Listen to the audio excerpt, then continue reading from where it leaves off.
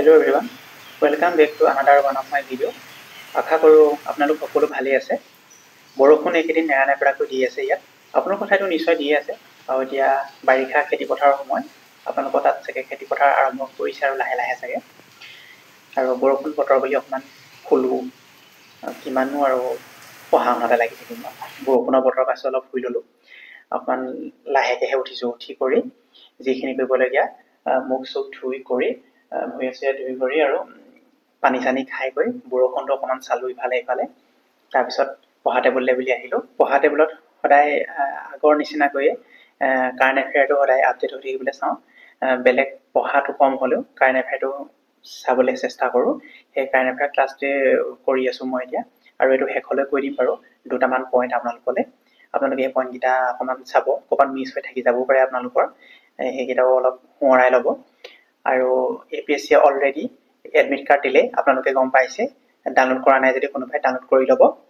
আৰু এইকেইদিন ভালকৈ থাকিব, স্বাস্থ্য অকণমান যত্ন ল'ব, স্বাস্থ্য একদম বেয়া হ'বলৈ নিদিব, সময়মতে খোৱা লোৱা কৰি থাকিব, আৰু টোপনিও ভালকৈ যাবলৈ চেষ্টা কৰিব, টোপনি ক্ষতি নকৰিব, আৰু নতুনকৈ কিবা পঢ়িবলৈ এতিয়া চেষ্টা নকৰিব। আৰু মোৰ মতে মই কওঁ আৰু এইটো যিখিনি পঢ়িলে সেইখিনিকে আকৌ এবাৰ পুনৰাবৃত্তি কৰক।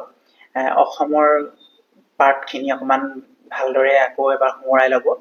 কাৰেণ্ট এফেয়াৰ যিখিনি কৰি থৈছে আপোনালোকে, সেই কাৰেণ্ট এফেয়াৰখিনি এবাৰ সোঁৱৰাই ল'ব। এইখিনি অকণমান বেছি জৰুৰী হয়। আকৌ আৰ্টিকলবিলাক অকণমান চাই থাকিব আপোনালোকে এইবিলাক মিছ হ'বলৈ নিদিব। আৰু CSET পেপাৰখনো কোৱালিফাই হ'ব লাগিব। CSET পেপাৰখন কোৱালিফাই হ'লেহে GS অৰ্থাৎ GS 2খন যদি কোৱালিফাই হয় তেতিয়াহে GS 1খনৰ আপোনালোকৰ কাউণ্ট হ'ব।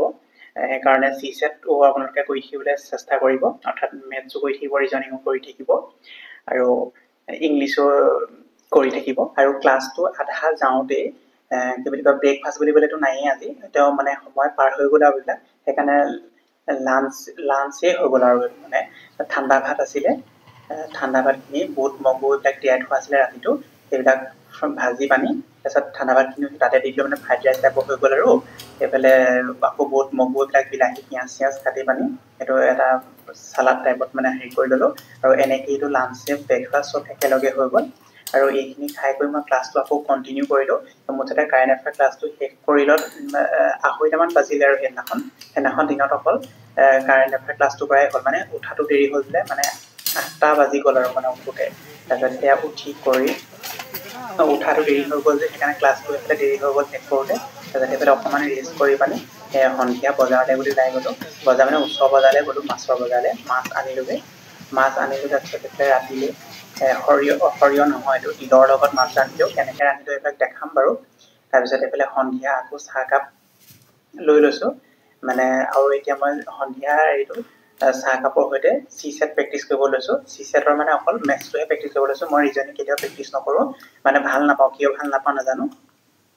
আৰু CSETৰ মই কেনেকৈ প্ৰেক্টিচ কৰোঁ মই নেক্সট এটা ভিডিঅ'ত মই কৈ দিম বাৰু আপোনালোকক। ৰিজনিংটো মানে কেলৈ বেয়া পাওঁ মই নাজানো, কি বুলি কয়, পৰীক্ষা আগতে আৰু মানে গোটেইকেইটা টাইপৰে এবাৰ চাই যাওঁ, আৰু তাৰপিছত সেই তেনেকেই কমন চেন্স লগাই পানি পাৰিলোঁ, নোৱাৰিলে নাই। আৰু মই ইমান এটা ভাল নাপাওঁ ৰিজনিং কৰি পানি। মানুহে শুনিলে হাঁহিবহে ৰিজনিং বেয়া পাওঁ বুলি ক'লে। আৰু সেই চাহকাপ খাই পানি মেথছ প্ৰেক্টিচ কৰিলোঁ। মেথছ মানে বেছি সময় প্ৰেক্টিচ কৰা নাই, 1 ঘণ্টাৰ পৰা 1.5 ঘণ্টাৰ ভিতৰত মানে প্ৰেক্টিচটো কৰিছোঁ, আৰু বহুতখিনি প্ৰেক্টিচ কৰা নাই।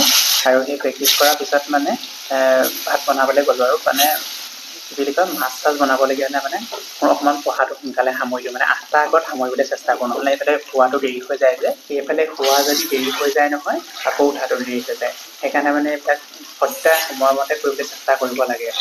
সোনকালে উঠি পানি নিজা পৰিৱেশত পঢ়া শুনা হ'ব নোৱাৰেতো। তাৰপিছত সেইকাৰণে সোনকালে শুই পানি সোনকালে উঠাৰ চেষ্টাটো কৰোঁ। আৰু কি বুলি কয়, আগতে দেৰিলৈকে আছিলোঁ, কিন্তু মই বৰটা ভাল দেখিলোঁ, সেইকাৰণে সময়টো এইবিলাক চেঞ্জ কৰি দিলোঁ। তাৰপৰা এইফালে মাছ বনাইছোঁ আপোনাৰ তিলৰ লগত। প্ৰথমতে মাছখিনি ধুই কৰি পখালি পানি এইবিলাক তাৰপিছত ফ্ৰাই কৰি ল'লোঁ। ফ্ৰাই কৰি পেলাই তাৰপিছত আকৌ একেখিনি তেলতে কি বুলি কয়, আলুখিনিও ফ্ৰাই কৰি ল'লোঁ। তাৰপিছত এইফালে কাটি থোৱা পিঁয়াজ, তাৰপিছত জলকীয়া দি পানি, আদা নহৰু দি পানি, আকৌ বিলাহী পেষ্টটো দি দিছোঁ। তাৰপিছত এইফালে নিমখ হালধি দি পানি, তাৰপিছত এইফালে আকৌ আলুখিনি 50% সিজি আছিলে, সেই 50% সিজি থকাৰ কাৰণে আকৌ আলুখিনি দি দিছোঁ ভালকৈ সিজিবৰ কাৰণে। মাছখিনি দিব প্ৰায় 80% সিজি আছে। আৰু এইফালে তিলো গুড়া কৰি লৈছিলোঁ, এইফালে তিলখিনিও দি দিলোঁ। তিল দিয়াৰ পিছত আৰু বেছি সময় ভাজিব নালাগে, আৰু তিল দি পানি যদি মাছ মাংস বনাই নহয় তেতিয়া তেলটো কম পৰিমাণে ব্যৱহাৰ কৰিব, কাৰণ তিলটো বহুত তেল হয়তো। তাৰপিছত এইফালে তিলটো অকণ ভাজিলে মানে বেছি ভাজিলে তিতা হৈ যাব যে, সেইকাৰণে কম ভাজিব। তাৰপিছত এইফালে মাছ পানী দিয়াৰ পিছত উতল আহিলত এইফালে মাছ দি দিলোঁ, আৰু অকণমান 10 মিনিটমান ল' ফ্লেমত ঢাকি দিলত আৰু এইফালে মাছ হৈয়ে যাব। আৰু এইফালে মোৰ মাছ হৈয়ে গ'ল, আৰু এতিয়া খাওঁগে বলক। এইবোৰ খাবলৈহে ভাল, বনাবলৈ কৰিবলৈ ইমান কষ্ট, কাঁহী বাতি ধোৱা কোৱা, ভাত পানী বনাই কৰি খোৱা, এইবোৰ ৰুমত থাকি ধেইত তেৰিকা PG লোৱাই ঠিক আছিলে। কোনোবাই যদি এইবোৰ ৰুমত থাকে, এইবোৰ নথকাই ভাল, PG লোৱাই ভাল। কোনোবাই যদি পঢ়িবলৈ গৈছে ক'ৰবাত। তাৰপিছত খাবলৈ বাৰু সোৱাদেই হৈছিলে, টেষ্টি হৈছিলে। খোৱা বোৱা পিছ কথা, চিনেমাৰ কাহিনীৰ দৰে একেবাৰে আগলৈ ঘূৰি যাওঁ বলক। কাৰেণ্ট এফেয়াৰ ক্লাছটো কৰিলোঁ। আজি আপোনালোকক পইণ্ট কেইটা কোৱা নাই নহয়, এতিয়া পইণ্ট কেইটা কৈ দিওঁ, আপোনালোকে সেইকেইটা পুনৰাবৃত্তি কৰিব। মই কৈ দিছোঁ আহক। পইণ্ট দুটামান ক'ব লৈছোঁ, আপোনালোকে এইকেইটা মিছ হৈছে যদি চাই ল'ব বা ৰিভিজন দি ল'ব। আছাম চিভিলিয়ান এৱাৰ্ড 2024 চনৰ এইকেইটা অকণমান চাই ল'বচোন। মই কৈ নাথাকোঁ, পইণ্টকেইটাহে কৈ দিছোঁ এনেকৈ কোনকেইটাকে। আছাম বৈভৱৰ কি বুলি কয়, গৌৰৱৰ এইকেইটা চাই থ'বচোন। আৰু আছাম বৈভৱৰ প্ৰথম কি বুলি কয়, এইটো 2021 চনৰ 2 ডিচেম্বৰত এইটো কি বুলি কয়, আমাৰ CM ছাৰে, শৰ্মা ছাৰে এইটো হেৰি কৰিছিলে। অসম দিৱসৰ দিনাখন অকেজনটোত অফিচিয়েলি ডিক্লেয়াৰ কৰা হৈছিলে। 21, 22, 23, 24 এই গোটেই 4টা চাই থ'ব।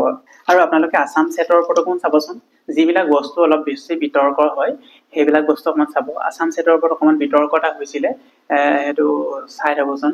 মানে আপোনালোকে বাজেটখন আপোনালোকে আকৌ এবাৰ পুনৰাবৃত্তি কৰিবচোন, ভালকে চাই ল'বচোন বাজেটখন। মই তেতিয়া কৈ থাকিবলৈ দৰকাৰ নাই। আৰু বৰ্ণিহাটৰ এইটো অকণমান বিতৰ্ক টাইপতেই আছিলে, এইটোও চাই ল'বচোন।